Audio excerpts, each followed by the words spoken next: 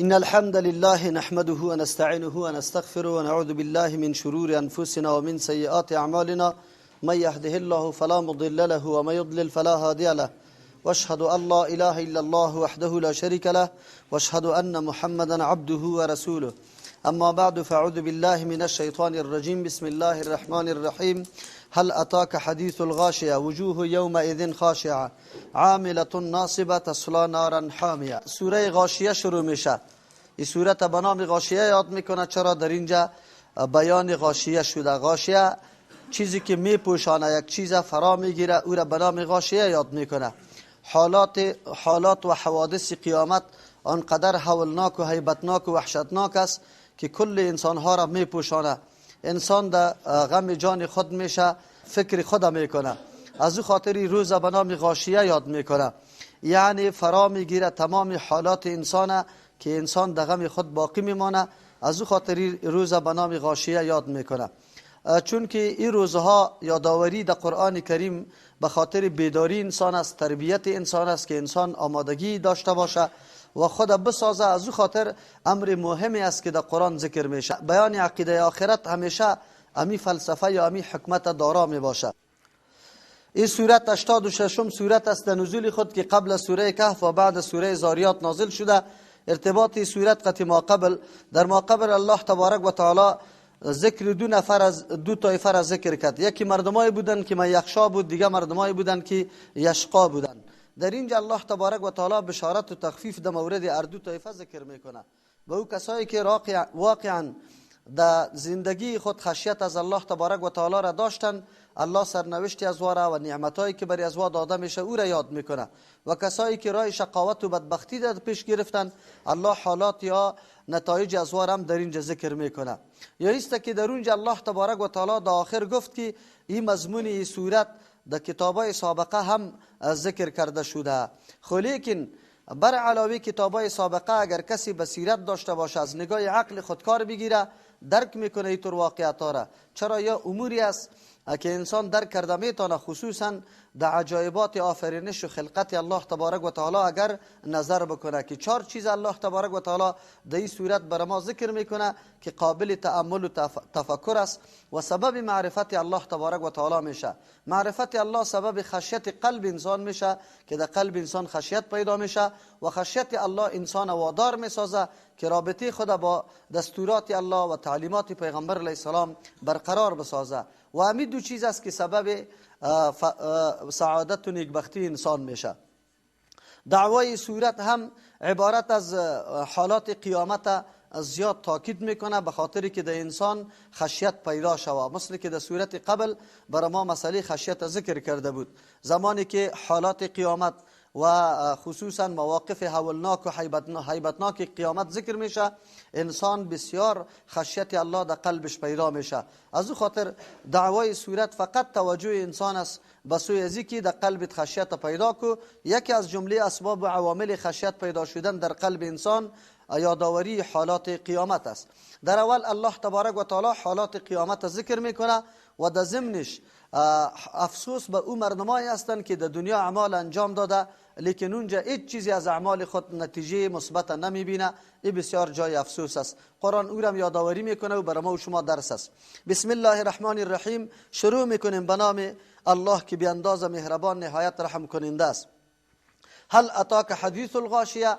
همیشه که هرگاه استفهام قرار میگیره منظور بیان عظمت اموشه است. یعنی ای پیغمبر علیه السلام برای تو خبر غاشیه آمده، آن چیزی که پوشنده است، یعنی همه چیزا را میپوشانه، فرا میگیره.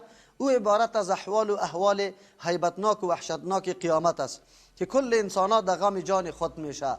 پس وقتی تو روزی آمده رایسته که انسان در غم جان خود میشه و همه چیز فرا میگیره، هیچ کس مستثنا نمیشه.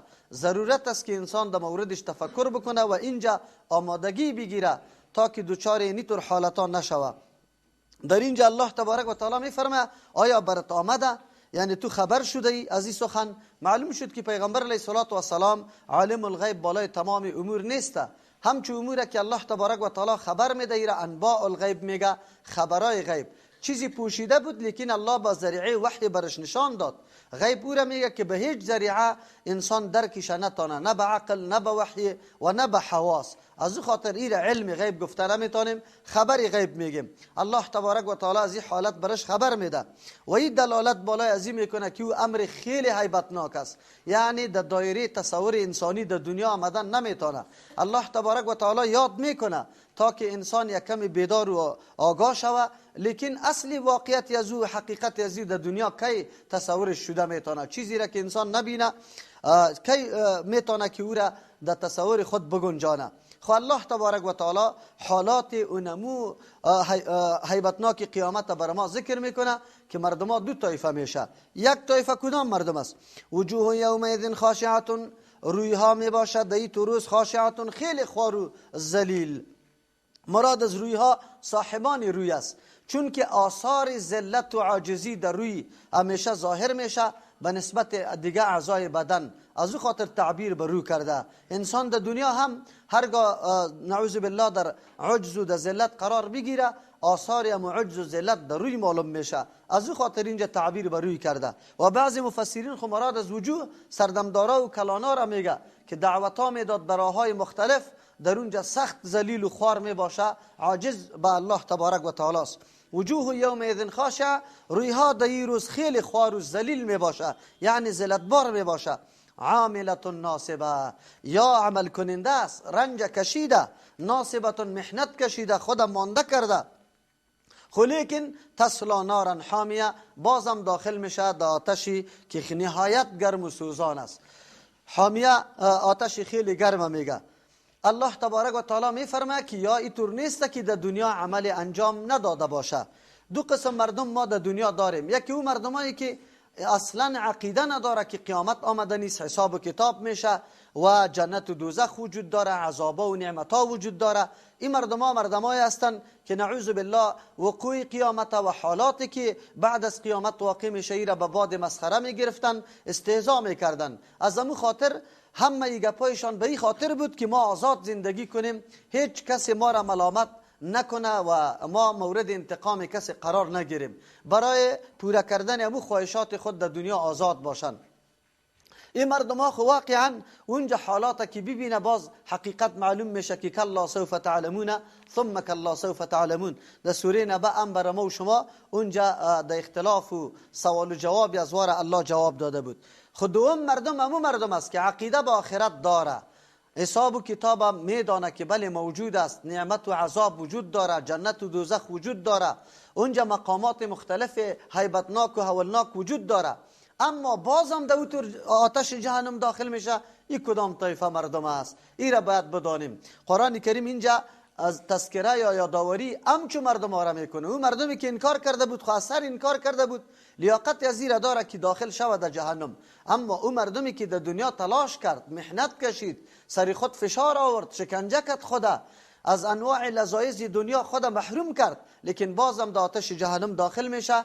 اینجا جای افسوس است. دوم طایفه که در این آتش داخل میشه امی مردم هست. این مردم ها کدام مردم هست؟ امو مردم هایی هستند که راه پیغمبر نپیمودن، اعمال از خود ساختن، فکر میکردن که ما کارایی میکنیم که قابل مدح است و خوب کار است. در زمان عیسی علیه السلام و خصوصا در پیروانش همچون مردم ها خیلی زیاد پیدا شدن که روحانیت اختیار کردن. ما و شما در آخر سوره حدید هم خوانده بودیم 3 طایفه در تابعین عیسی علیه السلام پیدا شده بود. یک طایفه امر بالمعروف کرد، مقابله کرد، و یک طایفه در کوه رفت. یک طایفه همو قدر خود نگاه کردن، به کسی امر بالمعروف و نهی عن المنکر هم نکردن. امی طایفه که در غارا رفتن و در اونجا سکونت اختیار کردن، از همه لذایذ دنیا خود محروم کرد، اما راه حق نشناختن. چرا؟ به خاطری که طلب رضامندی الله تبارک و تعالی به فکر و عقل خود انسان نیست، بلکه الله تبارک و تعالی راه را برای انسان مشخص میکنه که در او راه روان شود. عالی در شریعت پیغمبر علیه السلام راه رسیدن به سوی الله تبارک و تعالی یا وسیله و ذریعه رسیدن به الله محبت پیغمبر و تابعداری مکمل پیغمبر است. قل ان کنتم تحبون الله فاتبعونی. کسی که تابعداری پیغمبر را نمیکنه ولو که کارهای خیلی عظیم و بزرگ میکنه، در نظر مردم خیلی کارهای خوب معلوم میشه، اما او کارا به نزد الله مقبول نیست. علتش است که به نقشه پیغمبر حرکت نکرده. شما بدعت‌ها را حالی میبینید. بدعت ها کلش متضمن بسیار فواید است. در ظاهر قدر فایده داره، مردم همو فایده ها را سعی میکنه، اما در حقیقت بیران کردن دین پیغمبر است. کدام دینه که پیغمبر آورده، نعوذ بالله تو میگی که در دین پیغمبر کمی و کاستی وجود داشت، از او خاطر ما توسط اینی عملی خود امی دین تکمیل میکنیم. اینجا است که نعوذ بالله دین به باد هوا میدن و این یک نوع اعتراض و انتقاد بالای دین است. آیت قرآن کریم ما را بیدار میکنه که مردم محنت کشیده، عاملتون بسیار عمل کننده است، در دنیا خیلی زحمت کشیده، نماز خوانده، روزه گرفته، ریاضیات کرده، ناصبتون بسیار خسته و زله و مانده شده، تصلا نارا حامیه، لیکن داخل میشه در آتشی که خیلی نهایت گرم است. گاهی ما براتان میگم که ما و شما باید دلسوزی سری ملت خود داشته باشیم. ریش سفیدا که وقتی میبینیم نهایت محبت با مسجد داره، نهایت محبت با نماز داره، نهایت محبت با پیغمبر داره، در مردم ما همچنان مردم ها وجود داره، اما وقت نمازش به ترازوی پیغمبر طول کنی هیچ نماز نیسته، حرکتش، ذکرش، دعایش، عبادتش وقتی که در ترازوی شریعت میپرته هیچ حیثیت نداره. امروز ببینی نمازهای ما، اما کیفیت صفت نماز پیغمبر علیه السلام ما در حدیث بخوانیم و بعد از اون نمازهای خود قطعش مقایسه کنیم، خود به خود به ما معلوم میشه که آیا این نماز است یا نه. از کاری که ما میکنیم، عبادتایی که ما میکنیم، امیر پیش کنیم به مو نقشه که پیغمبر بر ما گذاشته او تعلیماتی که پیغمبر بر ما گذاشته و صحابه و بعد از او سلسله به سلسله به ما رسیده، امور وزن بکنیم. اونجا برای آدم بسیار جای افسوس معلوم میشه. شما باور به الله بکنه، اگر ما دل به سر این ملت نسوزانیم، ما احساس و درد یزیر پیدا نکنیم که این ملت ما طرف جهنم روان است، دیگه واقعا در اسلام ما حتما سخن پیدا میشه، خلل پیدا میشه. چرا ما غمخور نیستیم؟ پیغمبران آمده برای امت خود غمخوری کرده، اما ما با وصف فهمیدگی، ما با وصفی که قرآن میخوانیم، ترجمه میکنیم، با وصفی که احادیث پیغمبر مطالعه میکنیم، ملت خود میبینیم که چقدر دوری داره با او تعلیمات پیغمبر، ولی بازم دل ما درد نکنه. من خب بار میگم که علما در روز قیامت به الله تبارک و تعالی جواب میده، اینطور نمیمانه. چرا که از کتاب الله بالکل آگاهی حاصل کردن، همین آیات را تلاوت کردن، گفتن که عاملة ناصبه. امروز مردم ما را ببینید چقدر وقتی خود در وضو تیر میکنه، چقدر با در افغانستان سرد در این حالت مشکل یا وضو میکنه. شما باور به الله بکنه مردمایی که در حالت سفر هستن، از موتر پایین میشه در دریایی که یک دم یخجال روان است، مردم در اونجا وضو میکنه، اما 20 دقیقه نیم ساعت در وضو میره او 3 دقیقه در نماز چی میشه تیر میشه. نماز ببینی که نماز وجود نداره، مردم هیچ آگاهی نداره، نه از تسبیحات، نه از اذکاری که در رکوع و سجده خوانده میشه، نه این طریقه را یاد داره که قومه کدام است، جلسه کدام است. شما خب یک دفعه نظر بندازه و یقینا ترحم و شفقت بکنی به حالی مردم. از همون خاطر بود که عمر رضی الله عنه وقتی در شام رفت، یک راهب بود در غار، طلب کرد شه برش صدا کرد که برای. وقتی که برآمد حالات ظاهری از این دید که حتی از دست زیاد عبادت فارغ نشده که خدا پاک کنه، کالا را میدیدی، مویا را میدیدی، در یک حالتی بود. عمر رضی الله عنه گریان کرد. چرا عمر رضی الله عنه گریان میکنه؟ گریان خو برای انسان در وقتی میاد که یک تکلیف و مصیبت سر کسی باشه، باز انسان گریان کنه که والله نمی دلت سرش درد میکنه. لیکن عمر رضی الله عنه به این خاطر گریان کرد.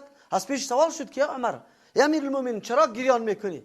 گفت گریان به خاطر میکنم که مردکه بسیار مشقت کشیده، تکلیف کشیده، عبادت کرده، ریاضت کرده، اما در مقصد نرسیده. او امیدی که داشت او حاصل نشده، امیدی از او رسیدن به الله بود، نجات از عذاب آخرت بود. بعد از عمر رضی الله عنه برای استدلال گپی خود این آیات تلاوت کرد که وجوه یومئذ خاشعه عاملة ناصبه، عمل کرده، عبادت کرده، ناصبتون خود خواب مانده و محنت کشیده، لیکن تصلی نارا حامیه، داخل میشه در آتشی که گرم است، نهایت گرم است.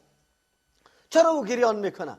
به خاطر حالتی از گریان میکنه که مردکه امید و توقع بزرگ داشت و میخواست امو امیدش پوره شود، اما به امید نرسیده.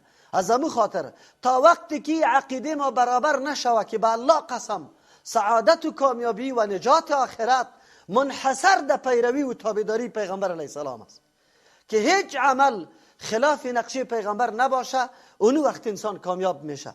با این نمیشه که ما آرا و نظریات خود حاکم بگردانیم و خود ما شرع را مقرر کنیم.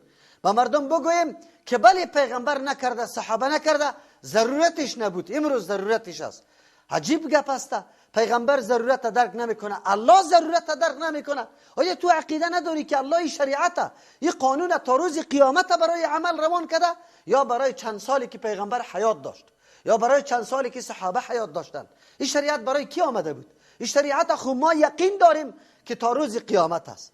قوانینی که الله وضع کرده هیچ نوع تغییر و تبدیل دیش نمیاد. خیلی چطور امروز تو بنابر ضرورت این گپا را در دین اضافه کرده رایستی؟ ای کاش که علمای ما همین نکته های خیلی دقیقه پی می بردن و گاهی هم اینطور اقدام و جرأت نمی کردن به ایجاد بدعتا، به رواج کردن بدعتا. کاش که می دانستن دین هر وقت که خراب میشه از بدعت خراب میشه. شما ببینید، مطالعه کنید، ادیان یهودیت و نصرانیت از دست آرای علما و پیرایشان از بین رفته که از خود آرا را داخل کردن و او دینی که از آسمان آمده بود او را در حال خود باقی نگذاشتن. امروز اگر تو مسلمانم همین کار را پیش میگیری، واقعا رای علمای یهود و نصارا را پیمودی و این دین قریب کرده ای که خراب بکنی. اصل حقیقت دین کجاست؟ اون مردم چی کارا میکنه؟ امروز شما یک دفعه حدیث پیغمبر را بخوانید و حالات مردم از ترجمه قرآن خود براتون واضح شد که قرآن چه عقیده توحید و یکتاپرستی الله را بیان میکنه و مردم چه عقیده داره. شما خود بگوید خب همین مردم ما بیچاره همین قدر محنت ها را کشیده، ده حج میرن، دمی سختی و تکلیف، زکات میدن، محنت میکشه، دمی گرمی، دمی سردی روزه میگیرن، دمی حالت سردی نماز میخوانن، تهجد میخوانن. اما چی عقیده داره؟ عقیده داره که بله افغانستان هم در تصرف یک ولی است، این بارانا را او ولی میکنه و او ولی میتونه که مریض جور کنه و مشکل حل بکنه. شما فیصله کنی، قرآن فیصله کرده کل اعمال نیک که یزی مکمل در برباد است، هدر رفته، جایش در جهنم است. سری ملت دل میسوزانی یا نمیسوزانی؟ ما چطور آرام بشینیم و بگوییم که نه باز هم دان خود چوب بگیریم و شیطان امو وسوسه خود سر ما کامیاب کنه به نام حکمت ما و شما را سری دهن ما مهر بمانه. تا علمای ما همیشه از این داد میزنه ما به حکمت پیش میریم، به حکمت. صدها مقتدی و رعیتت در جهنم میره، دلت نمیسوزه او تو از حکمت کار میگیری. بیا نکو، این کتاب الله است، پیغمبران آمده دین همینطور واضح بیان کرده، واضح به مردم بیان که اینی رای پیغمبر، قطعی کسی مداهنت نکو، در دین قطعا نرمی را اختیار نکو. اینمی موقف پیغمبر است. قرآن آیاتایش یکی پی دیگره امی گپا به پیغمبر میزنه که تو مداهنت نکنی، تو تسلیم پیشنهادات و خواهشات از وان نشوی. تو عالم چرا تسلیم میشی؟ حق واضح کو. چرا جنجال پیدا شود؟ چرا اختلاف پیدا شود؟ چرا مردم دو نظره شود؟ چرا مردم در سیرایی قرار بگیره؟ بس حق کی چیزی هست بیان کو. ولی ای کاش این نکته ها را شما درک نمیکنی. واقعا پسانا باز ان شاء الله در ذهنتان این گپ میشینه که خطری که متوجه دین ما از ناحیه لباس دین است چقدر مهم است. شما باور به الله بکنه، این خو چند دولت ناتو آمده، اگر 200 دولت ناتو در افغانستان بیا به الله قسم اگر من حراس داشته باشم در گمراه کردن مردم و در اغوای مردم، من قطعا نمیترسم. چرا؟ ادناترین طفل ما که یک دفعه کلمه طیبه را به زبان گفته انشالله امو قدر غیرت در قلبش است، تسلیم نمیشه. از امو خاطر با وصف کوششای خیلی زیاد دنیای کفر، لیکن نتانستن 4 نفره علنا یا نصرانی بسازه یا یهودی بسازه، حتی بیدین بسازه، ای جیلانی نصرانیت و یهودیت هم نکنه. خب کس به زبان گفته نمیتونه.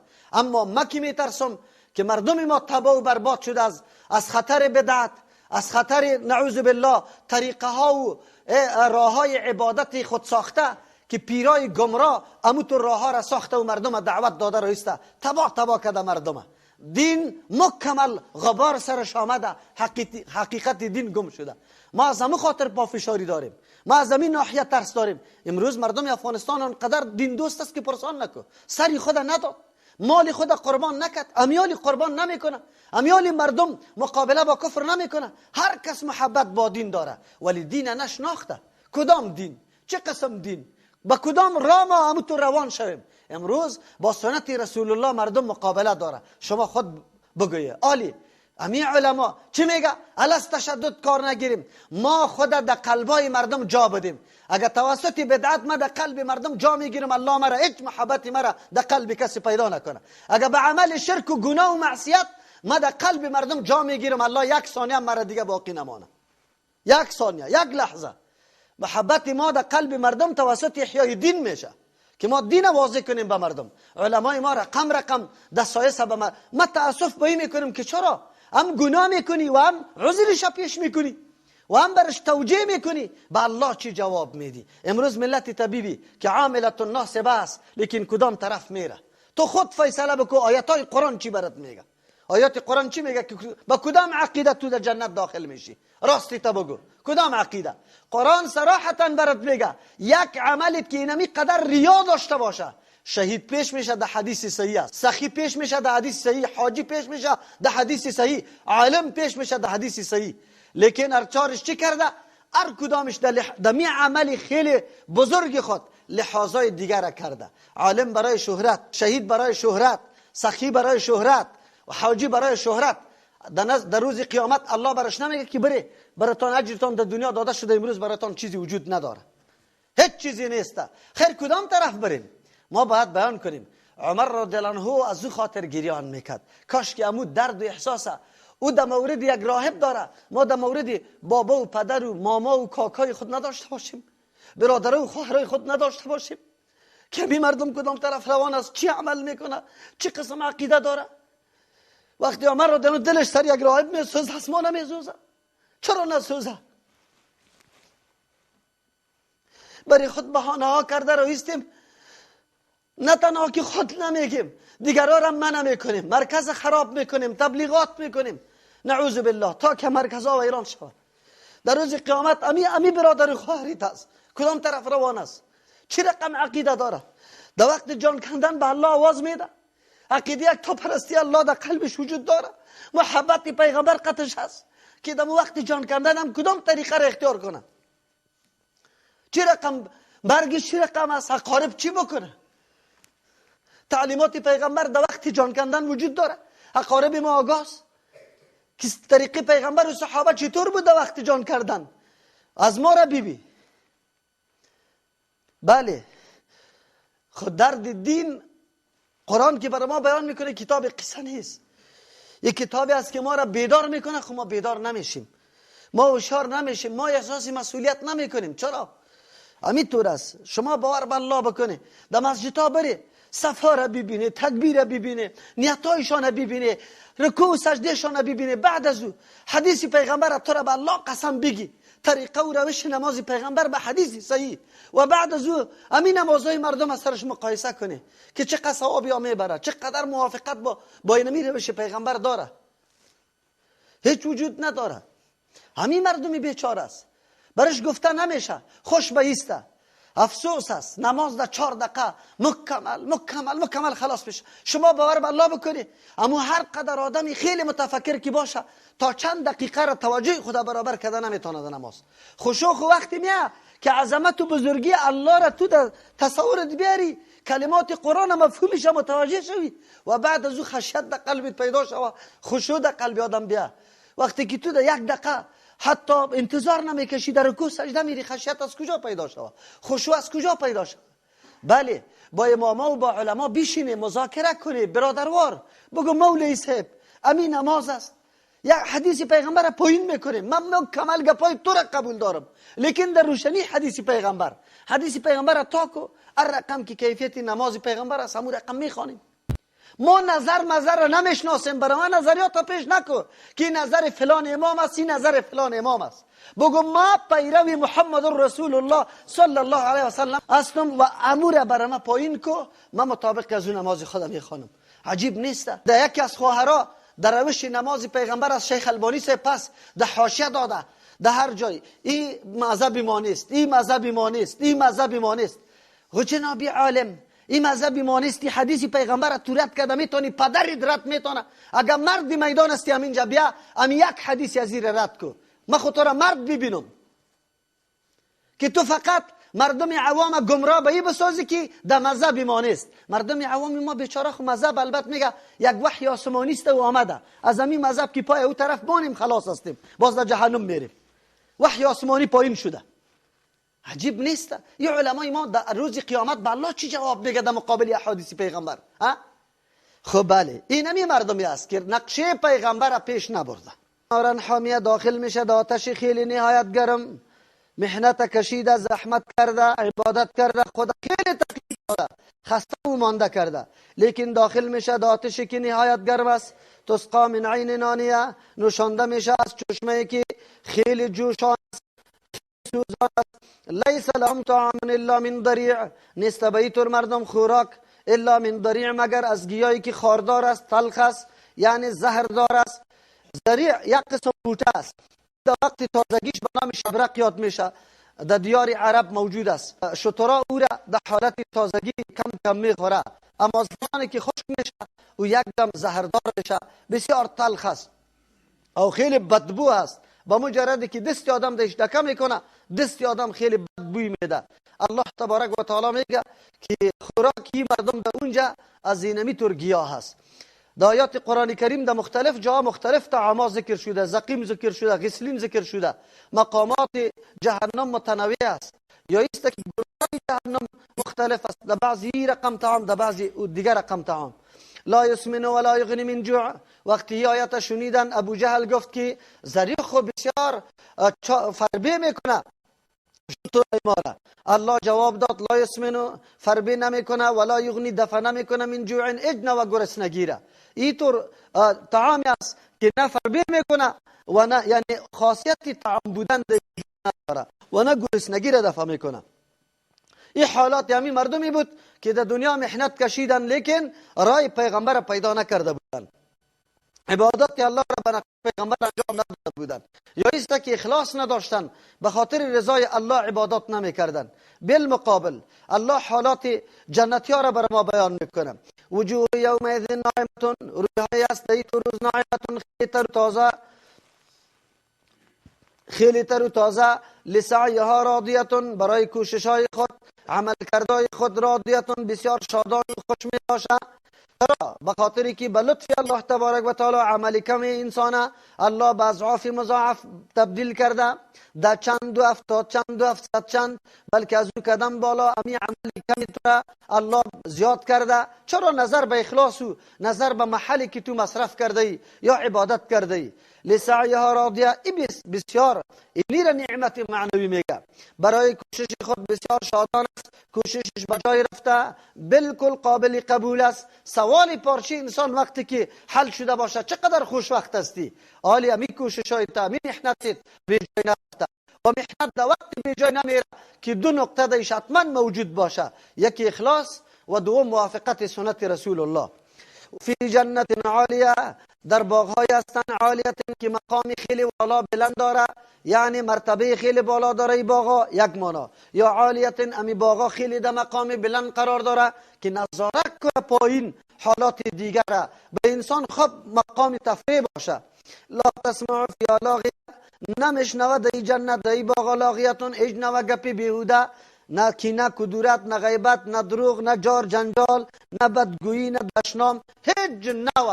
او واقعا اینطور محیط انسان در اینطور محیط که باشه قلب انسان شادان است. امروز در دنیا که انسان رنج میبره از دست اینمی طعنه ها، از اینمی کینه ها، از اینمی حسد ها، نعوذ بالله، از اینمی غیبت و از اینمی بیهوده گویی ها انسان بسیار رنج میبره. اونجا جنت جای از کی گپادش نیست. فیها عین جاریه، در جنت عین چشم است، جاریتون که آب روان میباشه. فیها سرور، در جنت سرور تختاس، مرفوعتون که بلند کرده شده، یعنی خود به خود که برش میشینی لفت واره خود به خود بالا میشه. و اکواب موضوعتون، اونجا گلاساس موضوعتون نهاده شده در جای مناسب. و نمارق مصفوفه، بالشته و تکیه های هستن مصفوفتون که مرتب کرده شده. و زرابی و مبسوطه، بساط ها قلینای هستن مبسوطتون که گسترانده شده، هموار شده. الله تبارک و تعالی نعمتهای جنت مطابق میل انسانی که در دنیا نظاره کرده تنوعش بیان میکنه وگرنه کجاست نعمت جنت با نعمت دنیا؟ نعمت دنیا با هیچ وجه به نعمت جنت مقایسه نمیشه. لیکن چون طبیعت انسانی قطعی از یاد تعلق و رابطه، از این خاطر الله تبارک و تعالی این را بیان میکنه. وگرنه نعمت جنت در تصور ما و شما آمده نمیتونه، او دیگه نعمت است.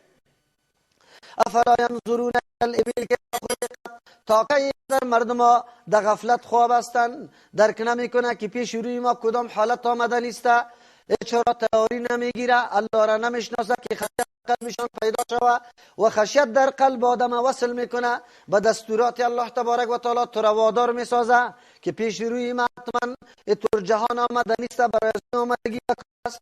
خاطر بعد آدم نظر بکنه. الله تبارک و تعالی 4 چیز در اینجا برای ما پیش میکنه و ما را دعوت میده به سوی تفکر. الله تبارک و تعالی برای از اینکه انسان آگاه باشه، حقیقت درک بکنه و همینطور غافل نباشه، بیخبر، از او خاطر نظر انسان دور میده به سوی او چیزایی که همیشه هم به دردت میخوره، هم فواید از پیشش میگیری و هم در زیر نظرت قرار داره.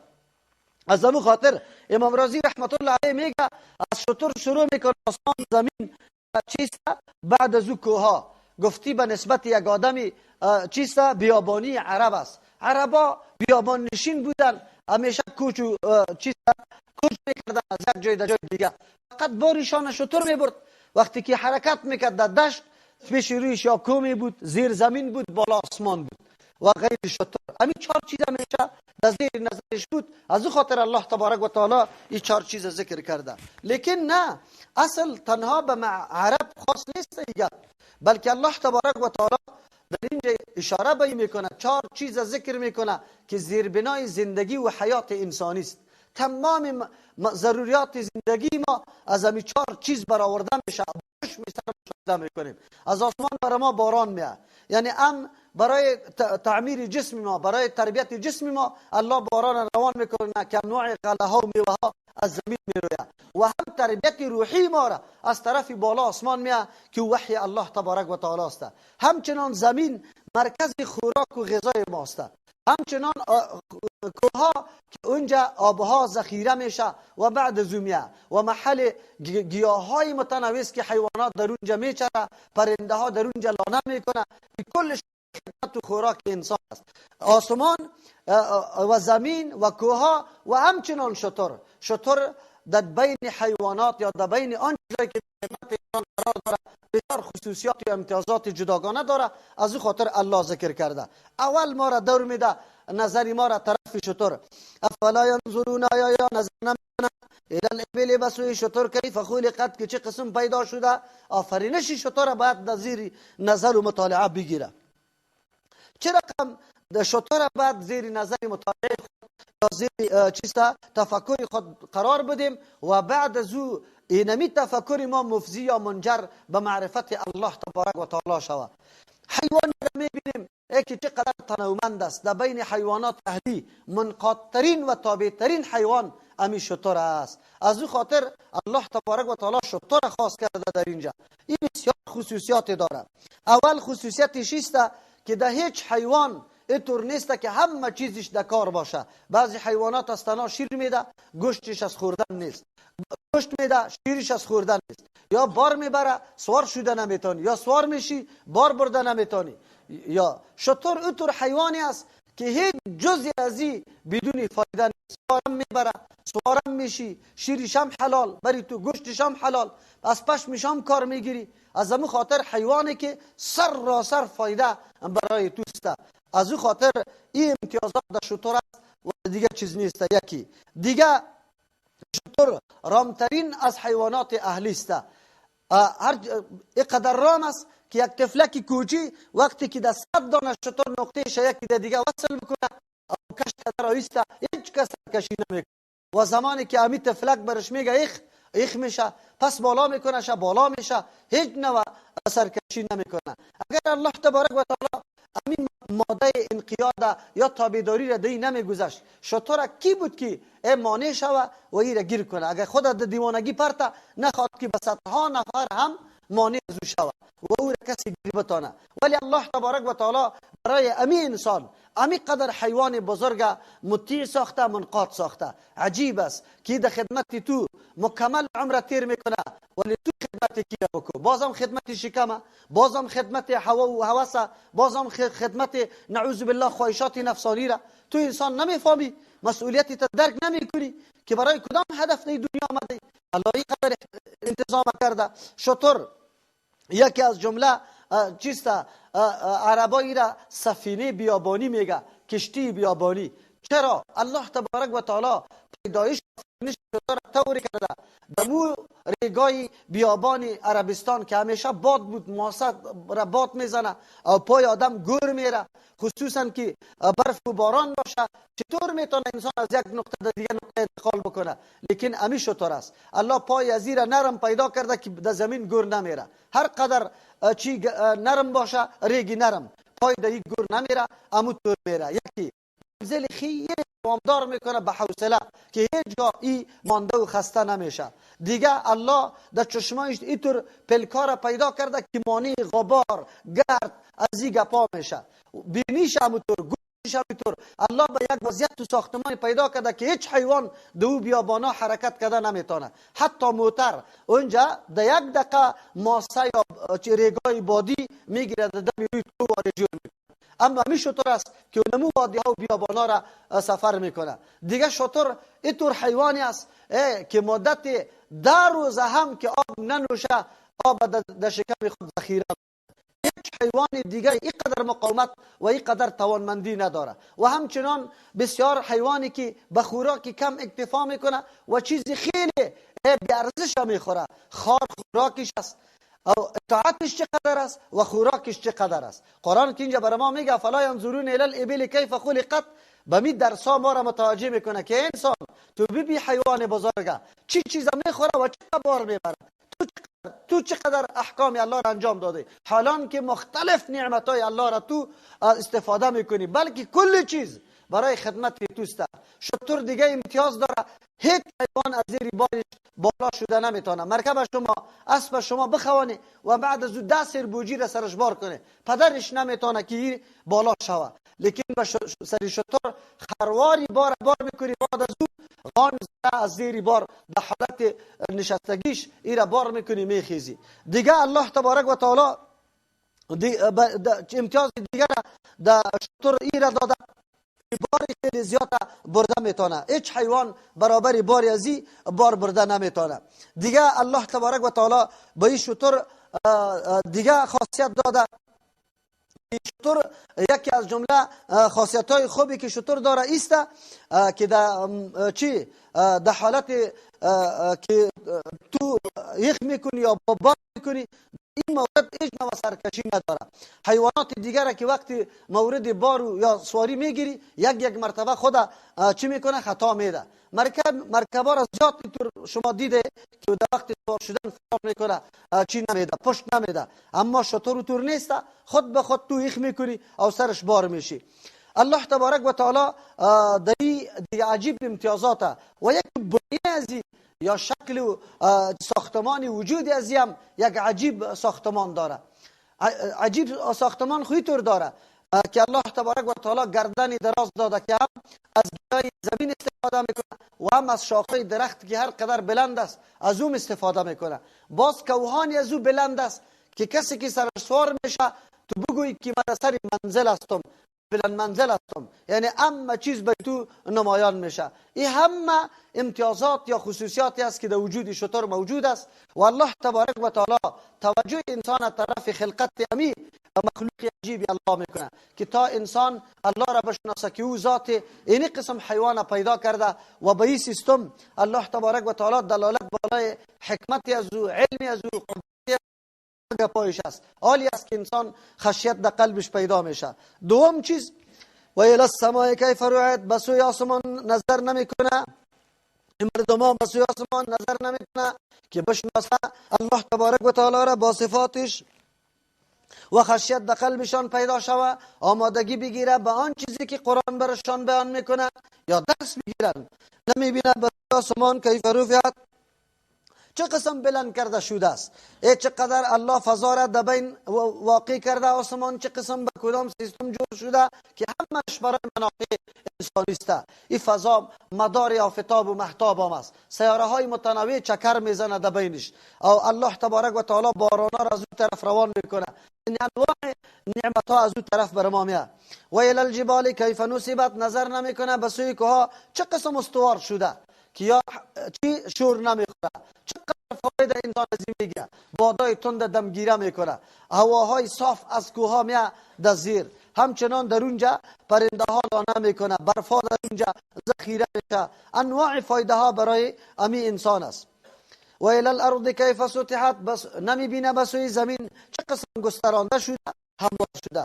بعضی مفسرین میفرماید که در جواب اونمون نعمتایی بود که در جنت الله ذکر کرد که در اونجا چی هست؟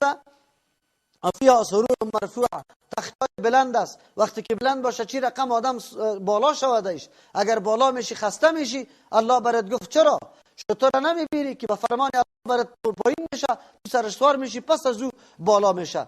اونمو تختا نمی قسم به زیر فرمانی تو میای پایین، تو بالا میشی، سرش میشی و بعد از او پس بالا میشه. و همچنان اگر تو میگی که یک قدر بلند باشه، چه رقم استاد شوه این تختا در زیر پایه مایه نداشته باشه، این که استاد شده میتونه.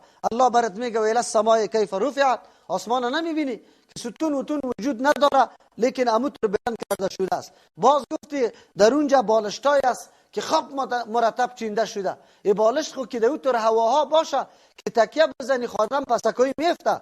میگه نمیبینی که الله کور چطور استوار کرده. اونجا مونمو بالشتا و تکیه ها را الله امو قسم محکم میکنه. سوم برات گفته بود که قالینایی که فرش کرده شده، اینقدر قالین به اینقدر مخلوق چقدر قالینا باشه. الله برات میگه زمین نمیبینی چه قسم الله هموار کرده در مختلف جاها به مردم زراعت، چمنا، رقم جاهای زیست و زندگی است. از او خاطر از این نعمتهای الله انکار بکار نیست، بلکه تفکر در کار است تا که الله را آشنایی پیدا کنن و الله را بشناسن. فذکر، وقتی که گبی تر قسم است پیغمبر علیه السلام، فذکر نصیحت بده، انما انت مذکر، یقین تو هستی مذکر نصیحت دادنی. یعنی فذکر نصیحت بده، بیدار کوی مردم هوشیار کوی پیغمبر علیه السلام به اهداف خلقت انسانی را آشنا بساز، یا درک بکنه که ما برای چی پیدا شدیم. این قدر باید درک بکنه. پیغمبران آمده برای از که ما را بیدار بسازه که ما چی مسئولیت داریم در دنیا، برای کدام هدف آمدیم. انبیاء علیهم السلام امی گپ بر ما واضح میکنه. ما برای از این نآمدیم که 4 روز دنیا را به هر نوعی که باشه در عیش و عشرت کنیم، ولو که راهای حرام باشه. ما در این دنیا آمدیم که امتحان الله را سپری بکنیم، مطابق دستورات الله زندگی بکنیم و هر نوع سختی و محنت در دنیا بالای ما میاد، این سبب کامیابی آخرت ماست. فذکر، یا را بیدار که پیغمبر علیه السلام نصیحت بده به اهداف خلقت انسانی، یا را آگاه که انما انت مذکر، یقینا تو یاد دهنده استی، یعنی تو نصیحت دهنده استی، مردم را بیدار میکنی. این وظیفه و مسئولیت توست و توی را انجام بده. لست علیهم بمسیطر، نیستی تو بالایشان بمسیطر مسلط که حتما گپی تو را بپذیره. پیغمبر اسلام بسیار حرص داشت، زیاد خفه میشد کسی که دعوت نمیپذیرفت. الله تسلی میده پیغمبر علیه السلام تو مسلط سری مردم نیستی که حتما گپی تو را بپذیره. وظیفه تو فقط بیان است، ابلاغ است، رساندن است، حقایق روشن کردن است. بعد از این پذیرفتن نپذیرفتن این تعلق به مردم داره. چرا؟ این نقصان است نیست. امی رقم که تو فعال باشی، جانب مقابل تام صلاحیت قابلیت پذیرفتن نداشته باشه. اگر او صلاحیت پذیرفتن نداشته باشه دیگه هیچ فایده نداره. یک انسانی مخاطب و یک دیوال مخاطب با هم فرق داره. یک انسانی مخاطب و یک حیوان مخاطب با هم فرق داره. یکیش قابلیت داره که چیزی را بفهمه و او را قبول بکنه، یکیش نداره. از همون خاطر است که پیغمبر علیه السلام در این مورد تو خسته نشد. هر دعوتگر دین هیچ وقت خسته نشوه که در دعوت ما کسی جور نشد. چرا؟ تو وظیفه و مسئولیت ادا کو، دیگر به الله تبارک و تعالی بسپار. الا من تولا و کفر، استثناء از فذکر است. فذکر نصیحت بده، بیدار که پیغمبر علیه السلام مردم از هدف خلقت انسانی. الا من تولا، مگر کسی که اعراض میکنه، پشت دور میده و کفر انکار میکنه، نمیپذیره. او طور مردم ها را وقتی تسرش زای نکو. پس این معنای میده که پیغمبر علیه السلام نصیحت به کسی بده که او لا اقل قبول میکنه نصیحت. به هر آدم عنادی و ضدی وقتی تزای نکو. پس در اینجا اشاره به ایسته که وقتی تو نصیحت میدی، دعوت میدی، باید اون نفر یک دفعه ارزیابی بکنی که در این ماده پیرش وجود داره یا نداره. سری مردمی که عناد و ضد داره وقتی خود ضایع نکن. دعوتگرای دیگر هم همین ادب است که هر گامی بین مردم ضدی وقتی خود سرش ضایع نکنه، بگذارش. چرا؟ وقتی تو قیمتی است در جای دیگه مصرف کن. دوم، الا من تولی و کفر، در اینجا مستثنا محذوف است. چی معنا؟ وقتی که فذکر تو پن برش میدی دیگه چی میشه؟ سینفع ذکر، زود است که نفع بده همی ذکر تو اونمواره، یعنی کل گیره خو نفع میده. الا من تولی، مگر نفع نمیده به پسی رو میگردانه، از سر حاضر نیست که دعوتی تو را بشنوه. و کفره، انکارم میکنه، بر علاوه اعتراض هم داره. معلوم شد که در اینجا مخاطبین چیست؟ دو طایفه کرد. یک طایفه که و امی نصیحت میپذیره و یک طایفه است که و اعراض میکنه، حتی آماده شنیدن نیست.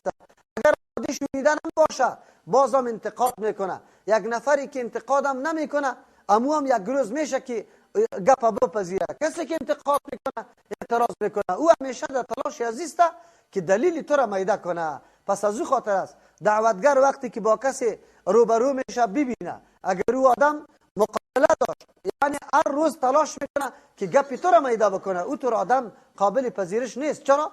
او گپی خود حق میگه و از تو را به هر وجه باشه تلاش میکنه بطلانش بکشه. تو نیست که او تفکر کنه، دایی نظر بکنه آن چیزی که حق است امور پیدا بکنه. این طور مردم ها دیگه هیچ قابل جوشیدن نیست، قابل اصلاح نیست. طایفه های امروزی ما اینمی قسم زیاد مردم است. قطمه که در بحث شیشته بودن گفتن که زمین برمان بگردانی، آسمان برمان زمین، دیگه ما از نظری خود نمیگردیم. من گفتم ضرورت هم نیست. مناظره این میگه که هر کدام از جانبین نظر بکنه در دلیل یکی دیگه که اگر حق بود به او رجوع بکنه. وقتی ما در اول در مجلس خیستم، ما گفتم مردم ما انسان هستیم، معصوم نیستیم، علیه السلام نیستیم، او علمیت ما خیلی ناچیز است. شده میتونه ما در یک حکم خطا شده باشیم، دلیل قناعت بخش خود پیدا نکردیم، کسی دیگری پیدا کرد. اگر دلیل واقعی درست بود ما بالکل رجوع میکنیم، ولو که 10 سال در نظریه 20 سال در نظریه تیر کرده باشیم ما باز پشت حق میریم، به شرطی که دلیلش پیدا شود. ما اینطور گفتیم و او جناب به او سیستم بیان کرد. به او طور مردم ها نصیحت ها به درد نمیخوره. سوم استثناء، لست علیهم بمسیطر، تو برای از مسلط نیستی الا مگر مسلط هستی من سری کسی که تولا اعراض میکنه و کفر انکار میکنه، اونجا مسلط دیگر رای مقابله را در پیش بگی جهاد علیهش اعلان کو. آنی دیگه قطعی طور مردم های زیدی و که هنوز اعتراض مانع پیشرفت و ترقی دیگه از جهاد کار بگی. چرا؟ به خاطری که این مردم اینقدر تفکر ندارن که حقیقتا را بشناسه، یا فقط از روی عناد مقابل اسلام میکنه، تو هم در مقابلش بس دیگه مبارزه تا ادامه بده. فیعذبه الله العذاب الاکبر، پس عذاب میده الله تبارک و تعالی کسا العذاب الاکبر، عذاب بزرگ. مراد از عذاب بزرگ عذاب آخرت است که به نسبت عذاب دنیا خیلی بزرگ است. یا یک عذاب از دست کیست؟ مسلمان ها برای کفار است که در جنگا قتل و کشتار میکنه شانه، اسیر میکنه شانه، ذلیل میکنه شانه. خب یک عذاب اکبر الله است که طوفانای گوناگون و حوادث گوناگون میایه و یارا یک دم از صحنه زمین بالکل نابود میکنه شانه. باز الله هم یارا عذاب میده. ان الینا یابهم، تسلیس برای پیغمبر علیه السلام. ان الینا یقینا الینا، خاص بسوی ما، یابهم بازگشتی از یاس. کدام طرف روان است؟ من کی یا هر چی که میگه، هر چی که انتقاد میکنه، هر چی اعتراض میکنه، تبلیغات میکنه، بگویا کدام طرف میره؟ پس رجوعشان به سوی ما است. مثل که یک آدم خیلی سرش ظلم شده باشه و یه سری به حاکم وقت شکایت میکنی، او برات میگه که رایش سر ما است. یک پیغام باش، رایش سر ما است، باز ما قطعش حساب میکنیم. ثم ان علینا حسابهم، باز یقینا بالای ما حسابی از جا هست. این مردمایی که مقابل تو قرار گرفتن، از تفکر کار نگرفتن، از این دلایل گوش نگرفتن، واره ما میدانم محاسبه شه. الله تبارک و تعالی میفرماید دعوتگرا و می رقم تسلی داشته باشه. یک کسی که ضد میکنه، تبلیغات میکنه، رایش طرف الله است و الله قطعش محاسبه میکنه. سبحان ربك رب العزة عما يصفون و سلام علی المرسلین والحمد لله رب العالمین.